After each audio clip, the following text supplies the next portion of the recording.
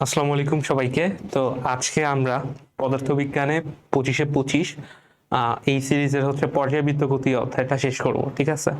পর্যায়বৃত্ত গতি অধ্যায়টা শুরু করার আগে আমি বলি, এই অধ্যায়টা কিন্তু এমসিকিউ এর জন্য মোটামুটি গুরুত্বপূর্ণ, কিন্তু আসার মতো টপিক হচ্ছে খুবই মানে অল্প আর কি, ঠিক আছে? তো এই হিসাবে আর কি আমরা আগাবো। অ্যান্ড এই সিরিজে তুমি প্রত্যেকটা ক্লাস করার যদি সময় নাও পাও, আমি বলবো তোমাকে যে ডেসক্রিপশন বক্সে গিয়ে আমাদের পিডিএফ গুলো অ্যাটলিস্ট দেখো। ওই পিডিএফ গুলাতে যে যে এমসিকিউ গুলো আমরা সিলেক্ট করে রেখেছি, আলটিমেটলি তোমার বোর্ডে ওই এমসিকিউ গুলাই আসার সম্ভাবনা সবচেয়ে বেশি, ঠিক আছে? তাহলে আমরা শুরু করি।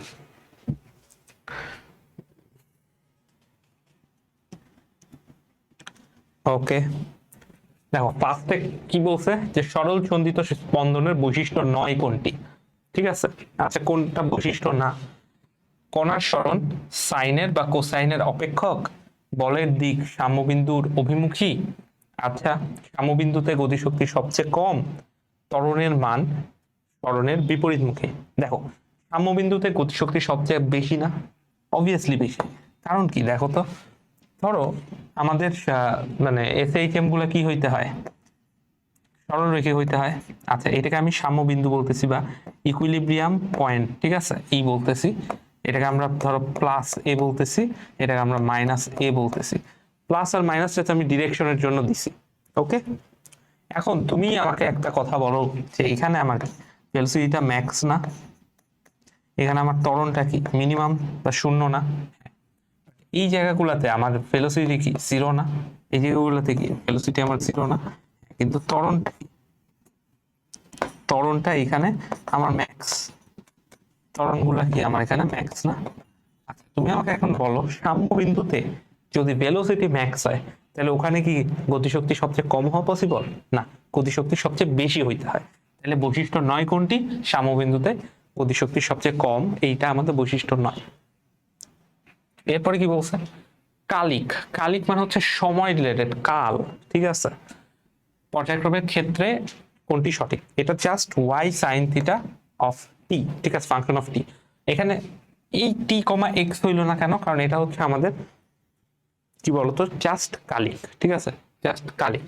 কাল মানে এখানে সময়কে বুঝাইছে আর কি, এই জন্য সময়ের অপেক্ষক হিসাবে আর কি আসছে y equals to sine theta function of t. দেখো কি বলছে, ঘড়ির কাঁটার গতি কোন গতির উদাহরণ? ঘড়ির কাঁটার গতি একটা জিনিস কি দেখো তো, ঘড়িটা এরকম যদি হয় আমাদের সার্কুলার, এইটা আমাদের মিনিটের কাঁটা ধরো, এটা ধরো আমাদের ঘন্টার কাঁটা। এখন প্রত্যেকটা কাঁটা কি একটা নির্দিষ্ট সময় পর পর, যে কোনো একটাই কাঁটাই নাও তুমি, ঘন্টার হোক, মিনিটের হোক বা সেকেন্ডেরই হোক না কেন, ঠিক আছে? ধরো সেকেন্ডের কাঁটাটা এইটা, যে কাঁটাই হোক না কেন, তুমি একটা জিনিস লক্ষ্য করতে পারবা যে নির্দিষ্ট সময় পর পর, ঠিক আছে, নির্দিষ্ট সময় পর পর তোমার কি হচ্ছে বলতো,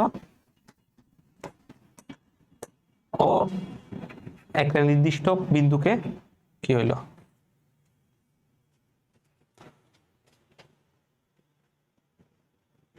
একটা নির্দিষ্ট বিন্দুকে অতিক্রম করতেছে। তাহলে নির্দিষ্ট সময় পর পর নির্দিষ্ট বিন্দুকে নির্দিষ্ট দিক থেকে অতিক্রম করা আমাদের পর্যায়বৃত্ত গতির উদাহরণ। হ্যাঁ, ওকে।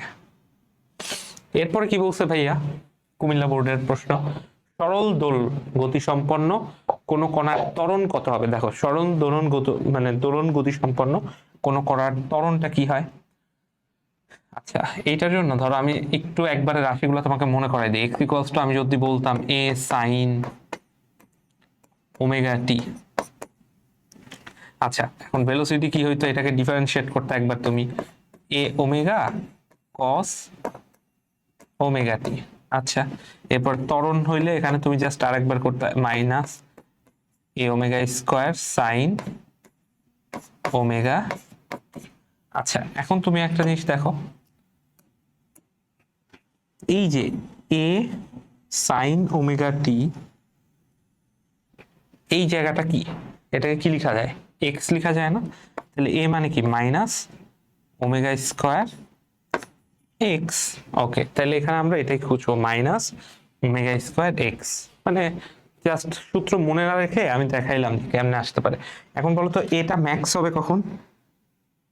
কি হলো ভাই? বোর্ড অফ হয়ে গেছে, আমার পায়ে সুইচ পাড়া লেগে। আমরা 2 মিনিট একটু ওয়েট করি, এটা অন হইতে একটু টাইম লাগে।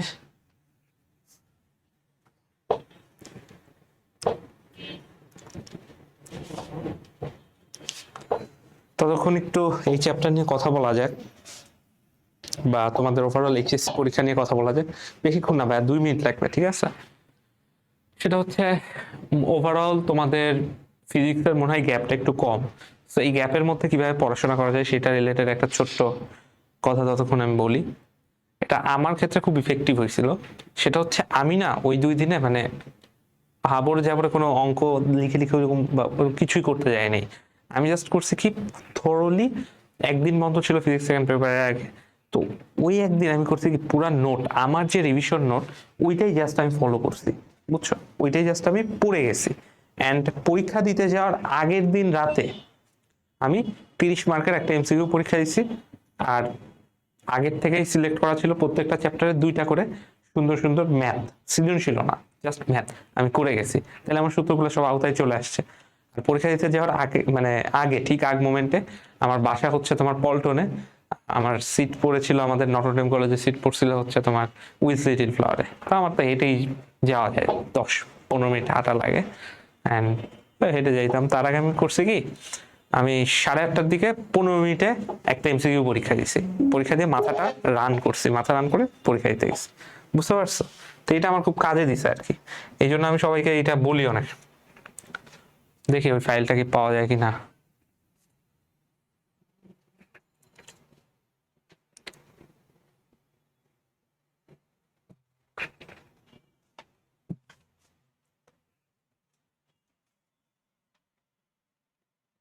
আচ্ছা, আছে, ওকে, নাইস।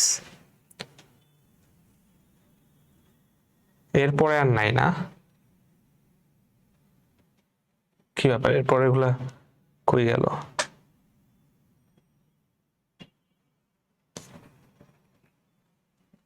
আচ্ছা, আবার আনতে হবে তাইলে। এক কাজ করি,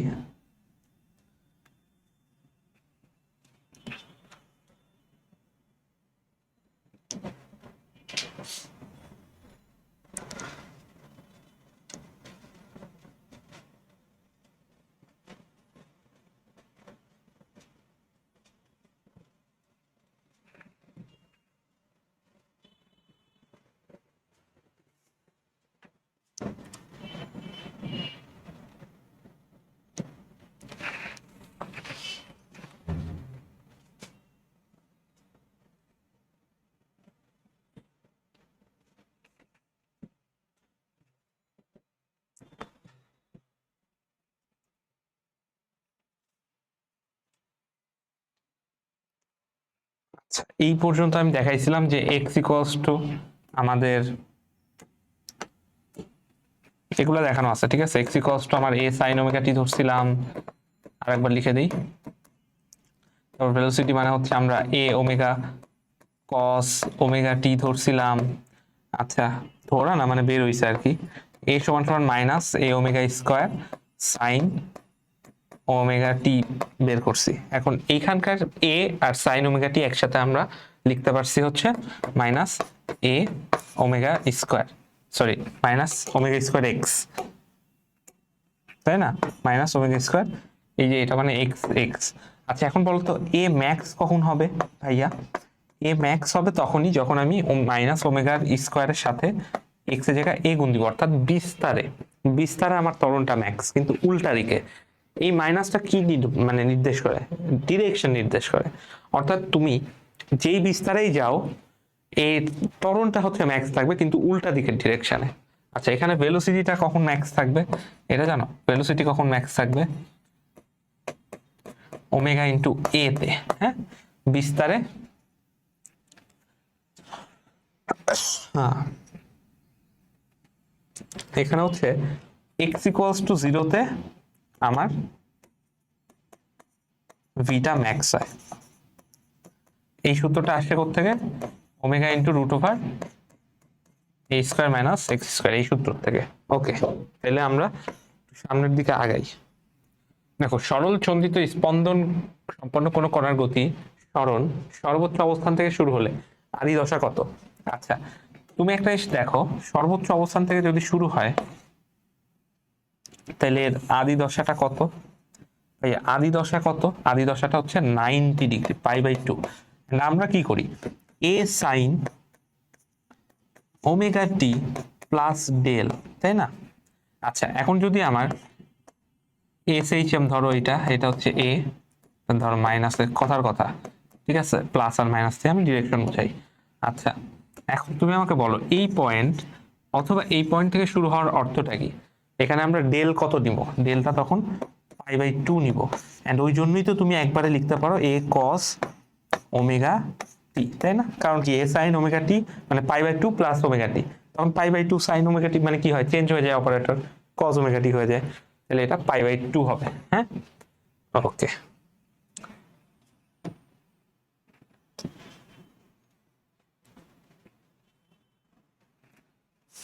কি ভাই, বুঝলাম না, মানে চেঞ্জ হয়ে যাচ্ছে সব। ওকে, স্প্রিং এর সংযুক্ত একটি কণা সরল সন্ধিত স্পন্দনে স্পন্দিত হচ্ছে x = a/2 অবস্থানে এর বেগ কত? দেখো, তাহলে স্প্রিং vx বলে দিছে, ওমেগা রাখো। আচ্ছা, ঠিক আছে, এর সাথে কি করো, a স্কয়ার মাইনাস, দেখো x = a²/4 হয়ে যাবে। তাইলে এখন আমার বের করতে হবে যে এটা কত। আচ্ছা, এর আগে তোমাকে আমি বলছি না ভি ম্যাক্সটা কত? দেখো, ভি ম্যাক্সটা হয় আমার সবসময় ওমেগা ইন্টু এ, তাই না? এটা মাথায় রেখো। তাহলে ওমেগা ইন্টু, এখানে আমার এ স্কোয়ার, তার আগে 3a² / 4, তাই না? আচ্ছা, তাহলে এটা হচ্ছে √3/2 ওমেগা ইন্টু এ। তাহলে এটা কি √3/2 ভি ম্যাক্স, তাই না? √3/2 ভি ম্যাক্স। এটা কই আসা? ঢাকা কলেজ আর বরিশাল বোর্ডে। ওকে, আশা করি বুঝতে পারছো। আচ্ছা, এরপরে কি,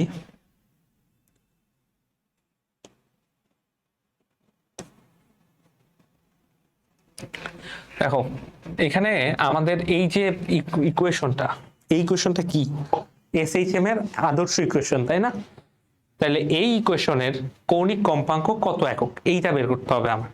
তাহলে এটা কিভাবে বের করব? দেখো, ফার্স্ট অফ অল এই জায়গাটায় আমাদের চলক কি, সরি চলক তো না, মানে কনস্ট্যান্ট বা ধ্রুবকটা কি 1 হইতে পারবে, বাট অন্য কিছু হইতে পারবে না। তাহলে 5 দিয়ে আগে সবকিছুকে ভাগ করতে হবে। তাহলে ভাগ করো, ভাগ করলে কি হয়, ভাগ করলে দেখো টি স্কোয়ার x/dt² প্লাস 180-কে 5 দিয়ে ভাগ করলে তুমি পাবা 36x, ঠিক আছে? তাহলে ইকুয়ালস টু 0। এখন বলবা কম্পেয়ারিং উইথ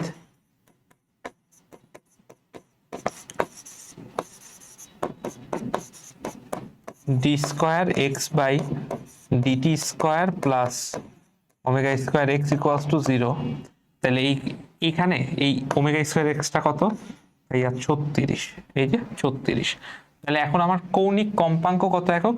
সুতরাং কৌণিক কম্পাঙ্ক দেখো এখানে হবে হচ্ছে আমাদের ওমেগা সমান সমান 6 হবে, বাট এখানে 6 নাই, ঠিক আছে? 36 দিছে, তাহলে এটা হচ্ছে আমাদের 6 হয়ে যাবে। আশা করি বুঝতে পারছো। দেখো, দুটি স্পন্দনরত কণার সরণ যথাক্রমে x = a cos omega t আর একটা হচ্ছে x = a sin ওমেগা টি। এদের মধ্যকার দশা পার্থক্য কত? এটা খুবই সিম্পল। দেখো, তোমার এটা হচ্ছে সাম্যবিন্দু, এটা ধরো একটা বিস্তার, এটা হচ্ছে আর একটা বিস্তার। এখন তুমি নিজেও জানো যে আমরা যখন এই সাম্যবিন্দুতে আসি তখন আমরা কি লিখতেছি? তখন আমরা লিখতেছি x = a sin ওমেগা টি। ওকে, আর আমরা যখন এখান থেকে গতি শুরু করতেছি তখন আমরা কি লিখতেছি? x = a cos omega t. কেন এরকম হইলো? কারণ এইটা অ্যাকচুয়ালি আমাদের a sin দিয়েই লেখা ছিল, জাস্ট একটু ঘুরায় লেখা হয়েছে π/2 প্লাস ওমেগা টি। অর্থাৎ তুমি নিজেও বুঝতেছো যে ভাইয়া এখানে এইটাই হচ্ছে আমাদের, তাহলে কি ডেল, ডেল মানে কি আদি দশা, তাহলে এইটাই আমাদের অ্যান্সার। ওকে, আচ্ছা এই কি রে ভাই, আমি সামনে দিয়ে পিছিয়ে যাই। একটি সরল দোলককে 4g অভিকর্ষজ ত্বরণে একটি গ্রহে নিয়ে গেলে এর দোলনকাল কত হবে? আচ্ছা, তুমি নিজেও জানো দোলনকালের সূত্র কি, 2π√L/g। এটা কার জন্য? ধরো T1 কেসে। ওকে, কারণ কি এখানে জি হচ্ছে g আর কি। আচ্ছা, এখন 4g অভিকর্ষজ ত্বরণে নিবা। আচ্ছা, এখান থেকে আমরা একটা অনুসিদ্ধান্ত নেই, টি সমানুপাতিক হচ্ছে আমাদের 1/√g। আচ্ছা, এখন তাইলে আমাদের T1/T2 ইকুয়ালস টু আমরা লিখতে পারবো T2/G1। ওকে, খুব ভালো কথা। এখন আবার একটা কাজ করি। এখন কাজটা কি হবে? কাজটা হবে G2 এর ভ্যালু কত? 4g, তাই না? তাহলে T1/T2 ইকুয়ালস টু আমাদের √4g/g। সুতরাং T1টা কি হবে, মানে T1/T2 কি হবে? T1/T2 হবে হচ্ছে আমাদের 2। ওকে, তাহলে T2 কত হবে?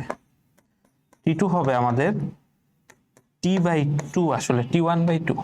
হ্যাঁ, T1 কে T ধরা হয়েছে। আচ্ছা, তাহলে T/2 হবে অ্যান্সার। T/2 কি করছি আরেকবার বলি। এটা হচ্ছে সরল দোলকের সূত্র, জানো তুমি, তাই না? এটা পর্যায়কালের সূত্র কি? T = 2π√L/g। আচ্ছা, এখান থেকে আমরা দেখতেছি টিটা √g এর ব্যস্তানুপাতিক। আচ্ছা, এটা সম্পর্ক নিয়ে অনুপাত লিখলাম। অনুপাত লিখে দেখো, এত জিতে তুমি নিয়ে গেছিলা, তাহলে এটা আবার ইনপুট দিতে হবে না? এই T2 এর ভ্যালু এখানে নিয়ে আসছি। T2 তো না, মানে G2 এর ভ্যালু আর কি। ওকে, দেখো, একটি সেকেন্ড দোলক 0.75 সেকেন্ডে একবার টিক শব্দ করে, দোলকটির কার্যকরী দৈর্ঘ্য কত? তাহলে কি করছে? একটি সেকেন্ড দোলক 0.5 সেকেন্ডে একবার টিক শব্দ করে। একবার টিক মানে কি? অর্ধ দোলন। ঠিক আছে, একবার টিক মানে কি? অর্ধ দোলন কাল। ঠিক আছে, একবার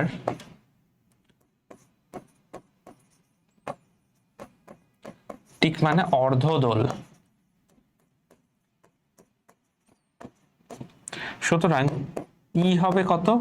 0.75 ইন্টু 2 ইকুয়ালস টু 1.5 সেকেন্ড।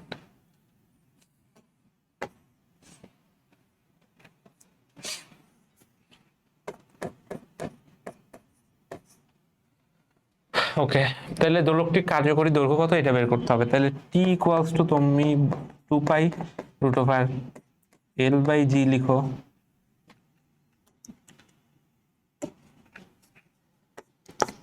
এটা হচ্ছে 1.5 2π√L/g না? তাহলে এল কত? এলই তো বের করবো।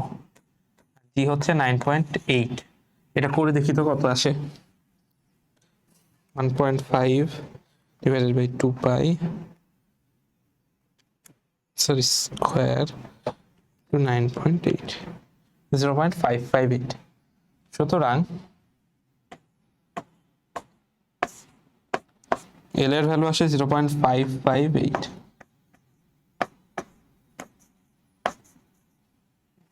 মিটার। এটা হচ্ছে আমাদের অ্যান্সার। দেখো এরপরে কি, একটি সরল দোলকের দোলনকাল 100% বৃদ্ধি করতে কার্যকরী দৈর্ঘ্য কত গুণ বাড়াইতে হবে? আচ্ছা দেখো, দোলনকাল 100% বৃদ্ধি মানে কি? আগে ছিল T1 = T ছিল, এখন 100% বৃদ্ধিতে কি হয় দেখো তো।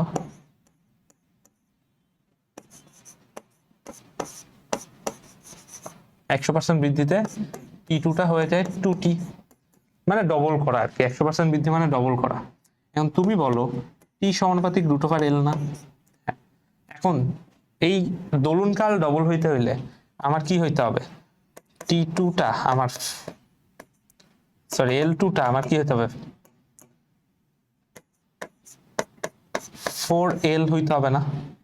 যেহেতু আমার L1টা নর্মাল L, তাইলে না রুট হয়ে ঠিক হবে। বাট কথা কি, দৈর্ঘ্য কত গুণ বাড়াইতে হবে। দেখো তুমি এখানে 1 গুণ বাড়াইছো দেখে 2T হয়েছে, বুঝছো? T ছিল, তাইলে 100% বৃদ্ধি মানে কি? 1 গুণ বাড়াইছো আবার 2T। ঠিক আছে, দ্বিগুণ হয়েছে, ঠিক আছে, বাট 1 গুণ বাড়াইছো, দ্বিগুণ করো নাই, 1 গুণ বাড়াইছো। ঠিক আছে, মানে দ্বিগুণ করছো, দ্বিগুণ করছো, কিন্তু যদি বলে বাড়াইছো কত গুণ? 1 গুণ। তাইলে এখন বলো এইটা এল থেকে 4L এ নিতে হবে, তাহলে কত গুণ হয়েছে? 4 গুণ। কিন্তু বাড়াইছো কত গুণ? 3 গুণ। তাহলে এটা হচ্ছে অ্যান্সার 3 গুণ। এন্ড এই কোশ্চেন গুলো মানে আমার চেয়ে ভালো কেউ জানে না, কারণ এটা নটরডেম কলেজের কোশ্চেন। এন্ড আমাদের এইগুলা ক্লাসে একদম বলে দিত যে কত গুণ বাড়াইছো এইটা একটা ফ্যাক্টর, কত গুণ হইছে এটা আর একটা ফ্যাক্টর। ঠিক আছে, এগুলো একটু মাথায় রেখে কাজ করতে হবে ভাইয়া। একটি সরল দোলকের কার্যকরী দৈর্ঘ্য 3 গুণ করে পৃথিবীর কেন্দ্রে নিয়ে গেলে দোলনকাল কি হবে বলো? পৃথিবীর কেন্দ্রে নিয়ে গেছো তুমি, ঠিক আছে, পৃথিবীর কেন্দ্রে কি হয় বলো?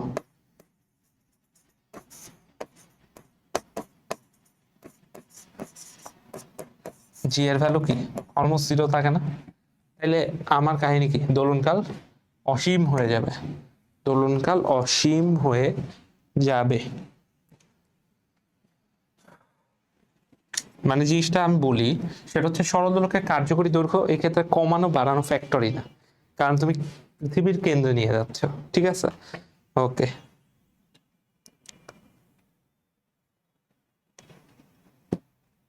দেখো 100 নিউটন পার মিটার ইনভার্স, আচ্ছা 100 নিউটন পার মিটার স্প্রিং ধ্রুবক বিশিষ্ট একটি স্প্রিং ধ্রুবক, স্প্রিংকে সমান দুভাগে কাটা হলো, প্রতিটি খণ্ডের স্প্রিং ধ্রুবক হলো কত?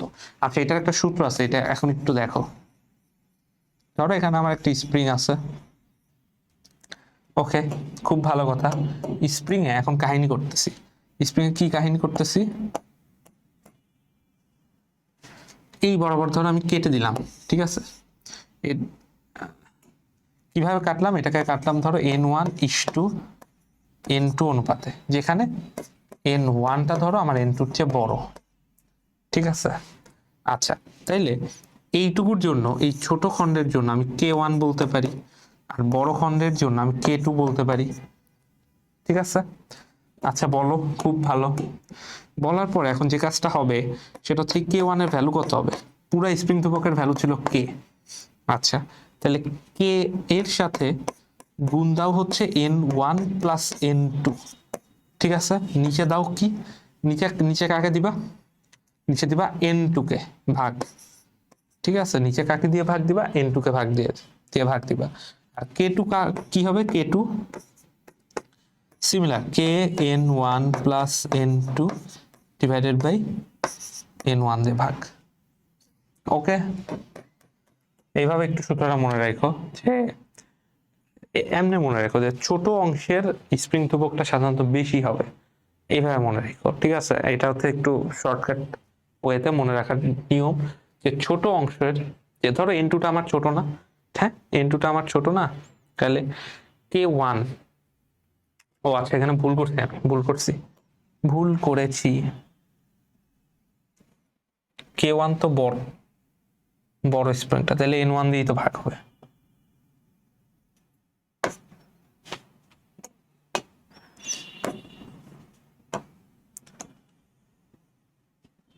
আর এটা হচ্ছে n2, ঠিক আছে। অর্থাৎ k1 এর জন্য ভাগ হবে নিচে n1 দিয়ে, k2 এর জন্য নিচে ভাগ হবে n2 দিয়ে, এইটাই। ওকে, আচ্ছা আর জিনিস মনে রাখো যে একটু ছোট, মানে ধরো n1:n2 তে ভাগ করছি, তো n2টা ধরো ছোট, মানে 4:3 তে ভাগ করছি, তাহলে ওই যে 3 এর অংশ যে স্প্রিং ধ্রুবক ওইটা একটু বেশি হবে নর্মালি, হ্যাঁ এইভাবে মনে রাখো। আচ্ছা এখন বলো যে 100 নিউটন পার মিটার ইয়াকে তুমি সমান দুই ভাগে কাটছো, তাহলে সমান দুই ভাগ মানে কি? 1:1 এ কাটছো না?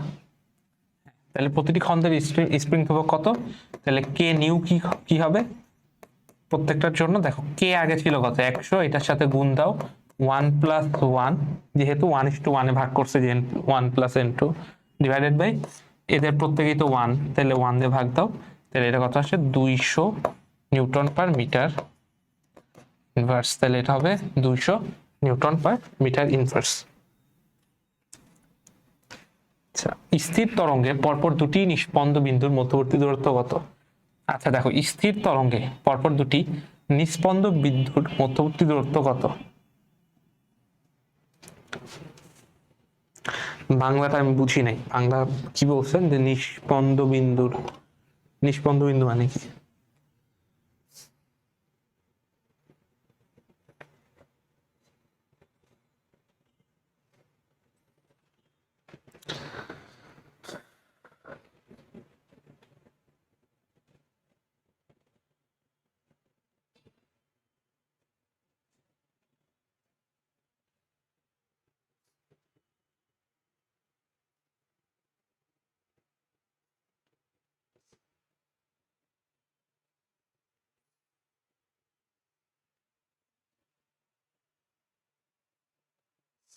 নিস্পন্দ বিন্দু মানে কি?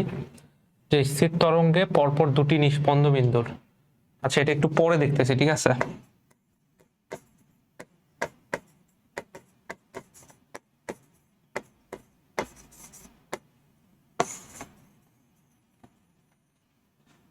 নিস্পন্দ বিন্দু আমার মানে এক্সাক্ট ওয়ার্ড মিনিং আমি জানি না, সো মিনিং না জানলে ভাই কেমনে বলবো। তাহলে কি একটি সরল দোল গতি সম্পন্ন বস্তুকণার ভর এম এবং কম্পাঙ্ক ওমেগা হলে বল ধ্রুবকটা কি হবে? আচ্ছা, তুমি কি জানো? K equals to m omega square জানো না? তাহলে এটাই হবে এম ওমেগা স্কোয়ার, ঠিক আছে। এইটা কিন্তু আমাদের কি বলতো, স্প্রিং ধ্রুবক বা তোমার এসএইচএম ধ্রুবকও তুমি বলতে পারো, ঠিক আছে। ওকে, দশা বলতে বোঝায় কণার কি বলতো, বেগ, অবস্থান, ত্বরণ। দেখো, যদি জাস্ট অবস্থা বলতো তাহলে আমি শুধু অবস্থা দিতাম, বাট বেগ, অবস্থান, ত্বরণ এই প্রত্যেকটা জিনিসই আমার দশা, মানে একটা কণার দশা ইন্ডিকেট করতেছে, তাহলে এখানে প্রত্যেকটাই হবে সবগুলা। ওকে, সরল সন্ধিত গতিতে চলমান একটি বস্তুর বিস্তার 0.01 মিটার ও কম্পাঙ্ক 12 হার্টজ, বস্তুটির এত মিটার সরণে বেগ কত? আচ্ছা, বেগ কত? তাহলে ভেলোসিটি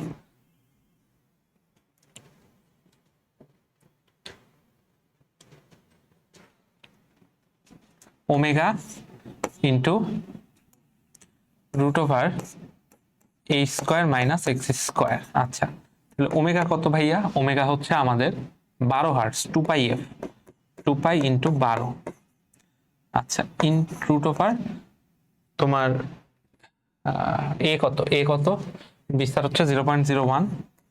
একটা না দাঁড়ায় অনেকক্ষণ ক্লাস নিচ্ছি, অনেকগুলো ক্লাস নিচ্ছি তো পা কেমন জানি ব্যথা করতেছে। তাহলে এটা করলে কত আসবে ভাইয়া?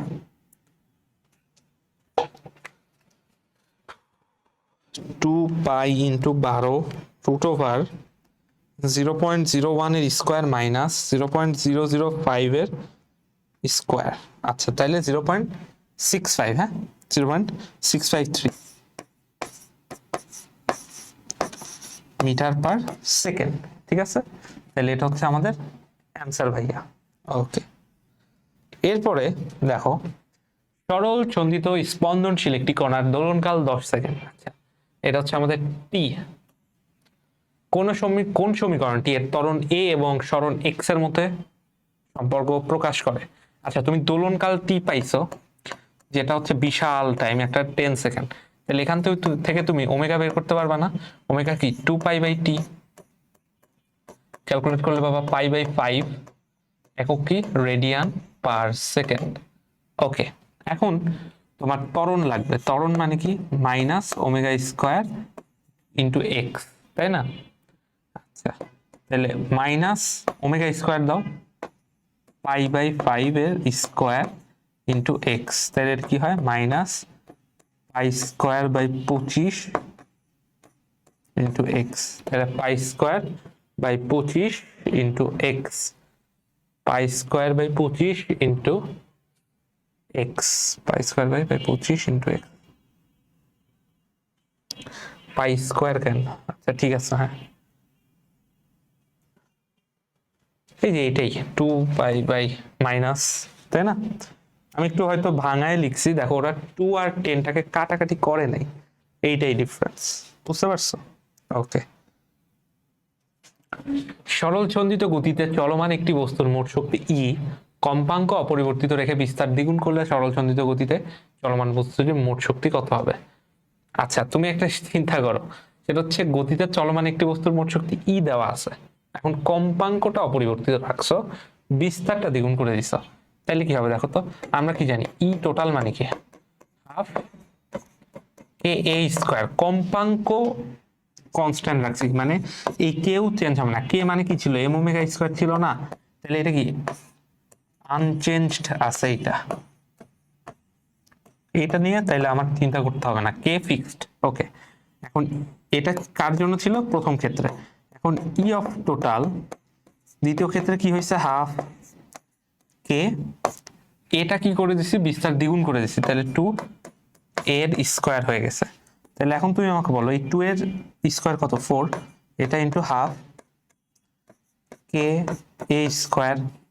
ওকে, সুতরাং তুমি এইটুকু পার্ট দেখো, এইটুকু কত? এইটুকু হচ্ছে আমাদের ই, তাহলে এটা হচ্ছে আমাদের 4 ই, তাহলে এটা হচ্ছে আমাদের 4 ই। ওকে, নাইস। এখন দেখো সরল চন্দিত কণার কৌণিক কম্পাঙ্ক কত? সরল চন্দিত কণার কৌণিক কম্পাঙ্ক কত? আচ্ছা, কৌণিক কম্পাঙ্ক তাইলে কত? Omega square, M omega square মানে কি? কে না? তাহলে তুমি এক কাজ করো, ওমেগা মানে কি? ওমেগা মানে √k/m। এটা হচ্ছে আমাদের অ্যান্সার। আশা করি বুঝতে পেরেছো।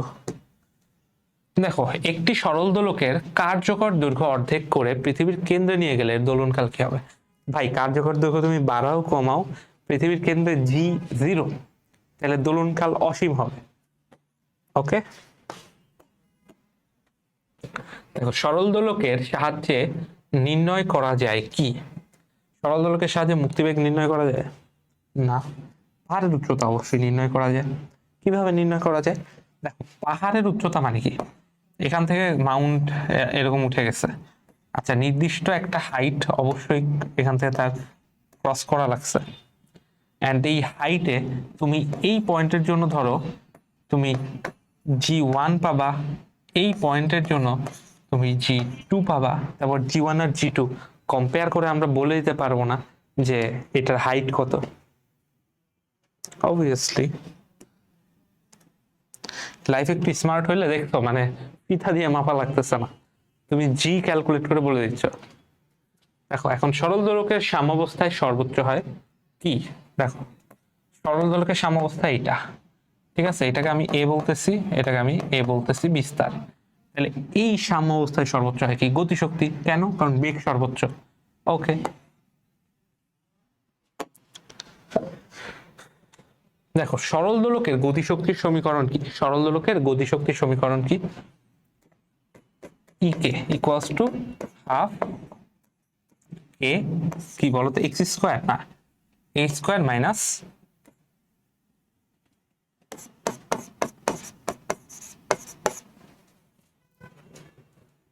এই জিনিসটাকে আসলে এইভাবে লেখা যায়, হাফ কে এ স্কোয়ার, হাফ কে এ square cos square omega t plus এই যে এটা। ওকে,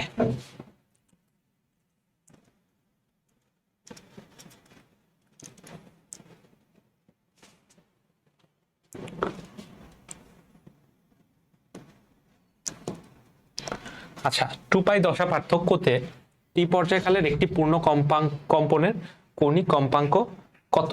ঠিক আছে, পূর্ণ কম্পনের কৌণিক কম্পাঙ্ক কত? এটা কেমনে? 2π/t, simple.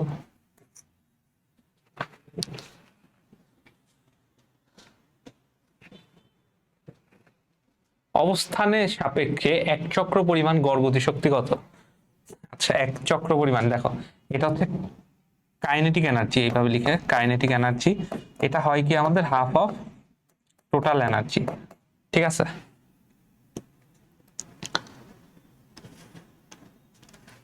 সরল চন্দিত গতিসম্পন্ন বস্তুর সরণের সমীকরণ দেয়া আছে, স্প্রিং ধ্রুবক দেয়া আছে, টিও দেয়া আছে। তাহলে টি ইকুয়ালস টু π/9 সময়ের বিভব শক্তি কত? আচ্ছা, বিভব শক্তি কি? Half K X square.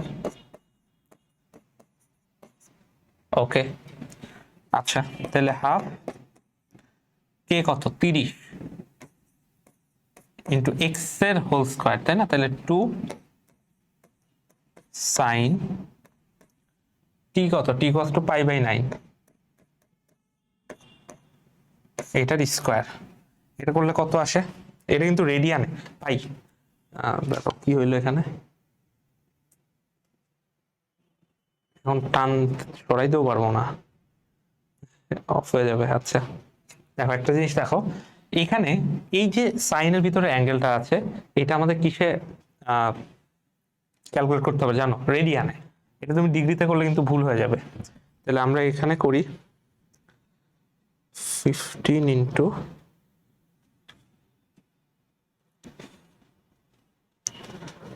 4 sign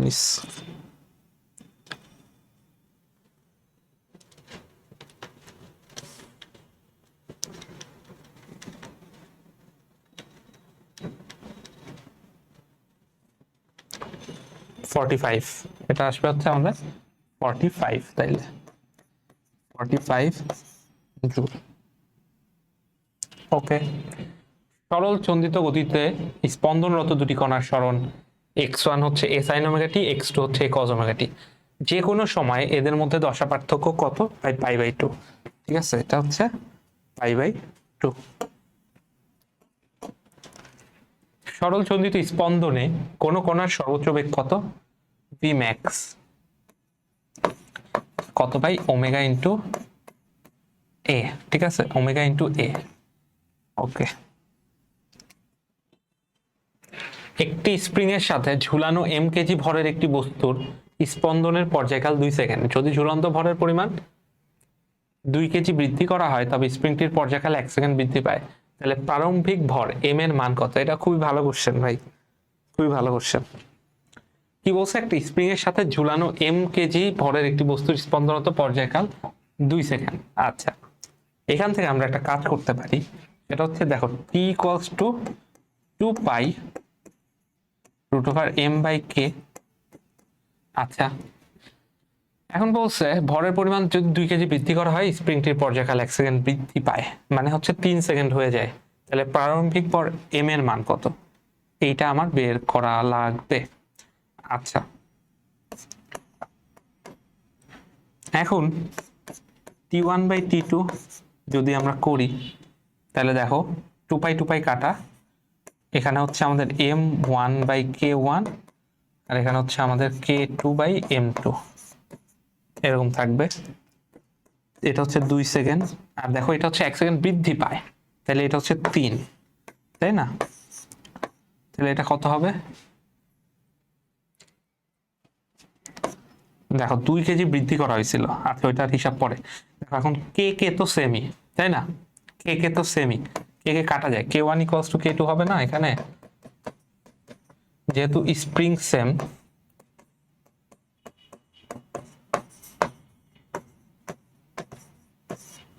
spring কি সেম দেখে এই কাজটা হবে। তাহলে 2/3 m1/m2 কত হবে? m1 plus m1 plus 2। ওকে, আচ্ছা তাহলে এখন কি হবে? এখন দেখো ক্যালকুলেট করা যাবে। এটা হচ্ছে 4/9 m1 প্লাস m1 প্লাস 2। এখন কি হবে? 4m1 প্লাস 8, আর এটা হচ্ছে 9m1। তাহলে m1 মানে কত? m1 মানে হচ্ছে 8/5, মানে 1.6 কেজি। এটা হচ্ছে আমাদের অ্যান্সার, 1.6 কেজি। আশা করি বুঝতে পারছো কিভাবে অঙ্কটা করছি। আরেকবার একটু বলি, এটা হচ্ছে মানে পর্যায়কাল একটা, তুমি জানো 2 পাই √m/k, এটা হচ্ছে স্প্রিং এর ক্ষেত্রে। এখন আমি অনুপাত করছি, ঠিক আছে, প্রথম ক্ষেত্রে আর দ্বিতীয় ক্ষেত্রে। এখন 2 পাই কাটা, স্প্রিং কনস্ট্যান্টও কাটা, কারণ সেম স্প্রিং এ তুমি 2 কেজি ভর বৃদ্ধি করছো, সো অবভিয়াসলি। তারপরে ক্যালকুলেশন করো, আর m2 কে তুমি m1 প্লাস 2 ধরো, কারণ এখানে কি বলছে? 2 কেজি বৃদ্ধি করা হয় বলছে। ওকে, আচ্ছা এরপরে বলছে যদি 60 কেজি ওজনের একটি লোক 4 মিটার দৈর্ঘ্যের একটি দোলনায় বসে 3 মিটার বিস্তারে দুলতে থাকে, তাহলে লোকটির সর্বোচ্চ গতিশক্তি কত হবে? তাহলে ই কে কত? দেখো সর্বোচ্চ গতিশক্তি মানে কি? হাফ কে এ স্কোয়ারই হবে, ঠিক আছে? তাহলে হাফ ইন্টু কে কত?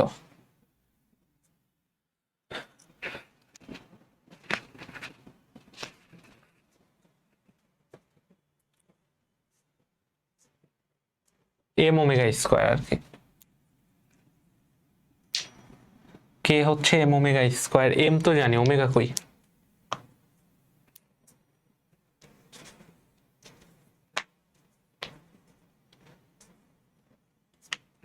ষাট কেজি ওয়েট ভরের হবে আর কি, 4 মিটার দৈর্ঘ্যের। তাহলে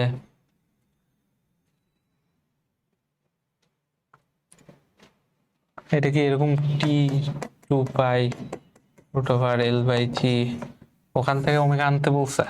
আচ্ছা তাহলে করি, টি সমান সমান 2 পাই রুট ওভার এল কত 4 মিটার আর জি কত 9.8, তাহলে এটার ইয়া তো অনেক বড় আসবে, দেখি টি এর ভ্যালু তো অনেক বড় আসবে, তাহলে 2 পাই রুট ওভার 4/9.8 4 সেকেন্ড। আচ্ছা এখন তাহলে ওমেগা কত, ওমেগা হচ্ছে 2 পাই বাই 4, তাহলে এটা পাই বাই 2 সেকেন্ড।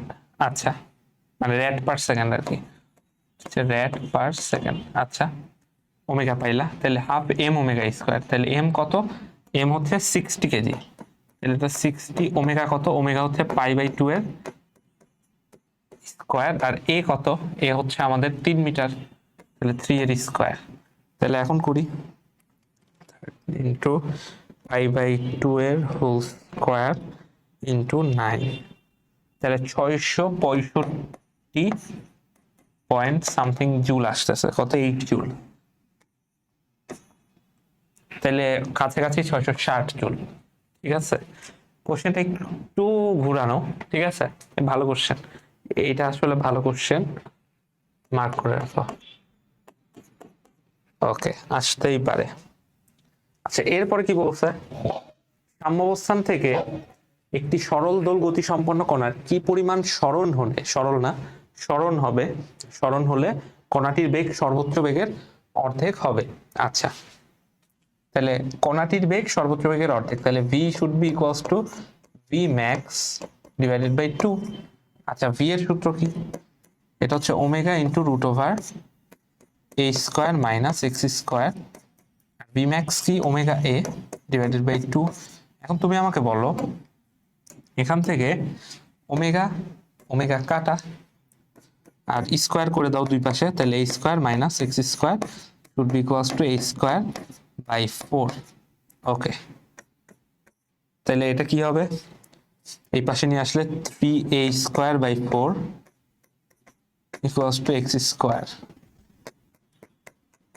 তাহলে এখন কি হবে, এক্স এর ভ্যালুটা হবে রুট ওভার 3 প্লাস মাইনাস আর কি, কারণ বিস্তারের এই পাশে হইতে পারে ওই পাশে হইতে পারে, plus minus root over 3/2a, তাহলে অ্যান্সার হবে এটা। ঠিক আছে ওকে। কি বলছে ভাইয়া, সরল দোল গতিসম্পন্ন বস্তু কণার স্থিতিশক্তি সমীকরণ half M omega square X square, তাহলে এটা half M omega square, M omega square মানে কে, ঠিক আছে, half K X square actually. Okay কি বলছে, সরল স্পন্দিত স্পন্দনে স্পন্দিত একটি বস্তুর স্পন্দনের বিস্তার এই হলে বস্তুটির গতিশক্তি সর্বোচ্চ হবে যখন, ভাই দেখো এই জিরোতে আসতে হবে, তোমার টার্গেট হচ্ছে এই জিরোতে আসা, তাই না, তাইলেই তো আমার ভিটা ম্যাক্স হবে, এখানে ভি ম্যাক্স, এখানে আমার ই কেটাও তাইলে কি হবে ম্যাক্স, তাহলে জিরোতে আসতে হবে। লাস্ট এমসিকিউ, হ্যাঁ, একটি সরল চন্দিত দোলকের সর্বোচ্চ বেগ যদি এত হয়, বিস্তার এত হয়, পর্যায়কাল কত। আচ্ছা দেখো তুমি কি জানো, v equals to omega into a, v কত দেয়া আছে, সর্বোচ্চ বেগ 0.3 দেওয়া আছে, এখন ওমেগার ভ্যালু হচ্ছে 2 পাই বাই টি, তাহলে পর্যায়কাল বের করবা না, তাহলে a কত দেওয়া আছে 0.06, এখন টিটা তাইলে ক্যালকুলেট করি, টিটা কত আসে 0.3 divided by 0.06 into 2 পাই, এটাতে আবার উল্টাই দিব 2/5 পাই, 2 পাই বাই 5 আর 2 pi by 5, 2 pi by 5, 2 pi by 5, এটা হবে হচ্ছে আমাদের অ্যান্সার। ওকে যাই হোক মাঝখানে একটু স্মার্ট বোর্ডে কাহিনী করছিল, 1-2 মিনিট আমাদের ওয়েস্ট হয়েছে। যাই হোক নেক্সট কোনো একটা ক্লাস ইনশাল্লাহ আবার আমাদের দেখা হবে, সো ক্লাসগুলো করতে থাকো অ্যান্ড পিডিএফ গুলা পরীক্ষার আগে বারবার রিভিশন দিও, এই অল্প কয়েকটা এমসিকিউ থেকে কিন্তু আলটিমেটলি আসবে। আল্লাহ হাফেজ।